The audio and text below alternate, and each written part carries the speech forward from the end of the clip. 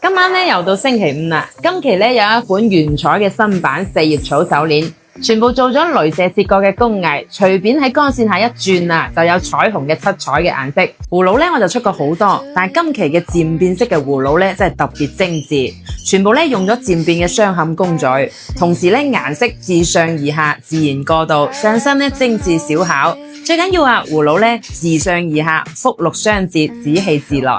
今次咧準備咗3款好清爽嘅款式，係俾你哋夏天去戴嘅。每一個款啊都好值得你哋期待，就好似咧我手上戴嘅呢款手鐲一樣啦。全隻個咧都係做咗竹銀3條9嘅，全部嘅顏色咧係做咗不規則嘅設計，中間咧鑲嵌咗一粒嘅主石。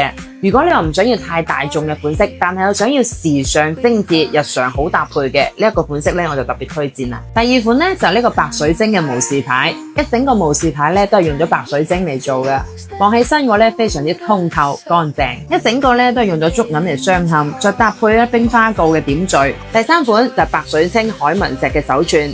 白色同藍色嘅搭配咧，真係好有清爽嘅感覺。喺夏天嘅話咧，我覺得呢一條咧真係可以值得擁有啊！當晚仲有大家期待咗好耐嘅貓爪戒指啊，都會同大家安排啊！唔想錯過，記得點入嚟啦，不見不散。